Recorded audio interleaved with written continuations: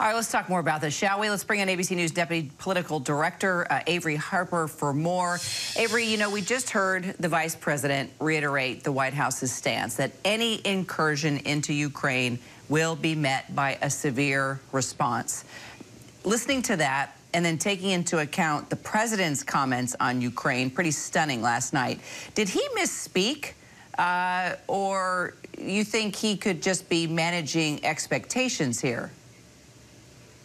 Well, this is a president who is no stranger to putting his foot in his mouth, and I think that's why we saw the White House come out and clarify his comments, and we saw the vice president stick to very specific talking points on the issue. I mean, look, this is a comments that he is getting backlash for on the world stage this morning, and it comes at a critical time. We know that Secretary of State Antony Blinken is talking with his transatlantic counterparts, trying to iron out what response would be if there would be any Russian invasion of Ukraine. And so I think there's still a lot to iron out there.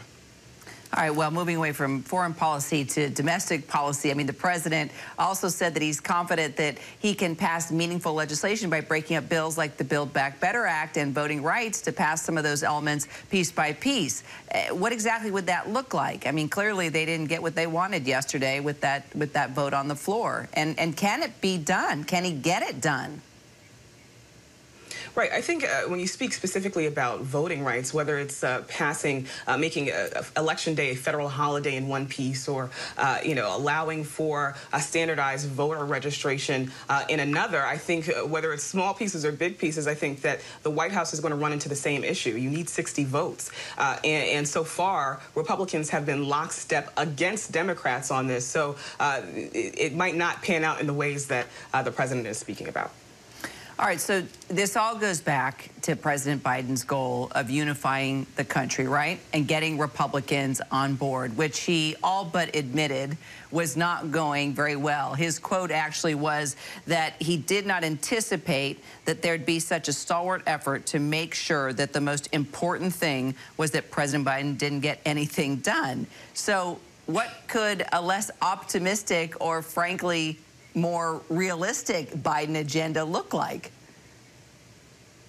Right. Well, Kira, this is a president who campaigned, then candidate Biden. He said that there was going to be a Republican epiphany and that Republicans would want to work with him. And I think a lot of us who were watching him on the campaign trail at the time, we all said fat chance. And this is all of that coming to fruition. There is no real concerted effort, I think, on the part of Republicans, especially in this high stakes midterm year where they are trying to retake both the House and the Senate for those Republicans to work with the president. And still yesterday we saw the president say that he doesn't think that he has to scale back his agenda in order to get that done. So I think we're going to run into some more unfulfilled promises on the part of the Biden administration this year if the White House doesn't change its tune. So unfulfilled promises, is that what we're going to see moving forward in year 2 of this administration?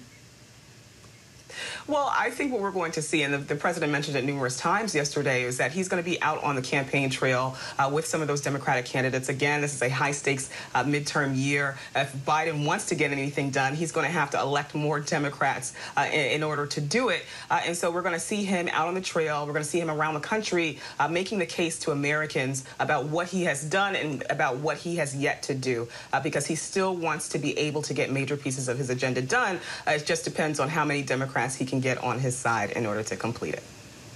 Stay tuned. It's going to be an interesting year for sure. Deputy Political Director Averi Harper. Definitely. Averi, thanks so much. Hi, everyone. George Stephanopoulos here. Thanks for checking out the ABC News YouTube channel. If you'd like to get more videos, show highlights, and watch live event coverage, click on the right over here to subscribe to our channel. And don't forget to download the ABC News app for breaking news alerts. Thanks for watching.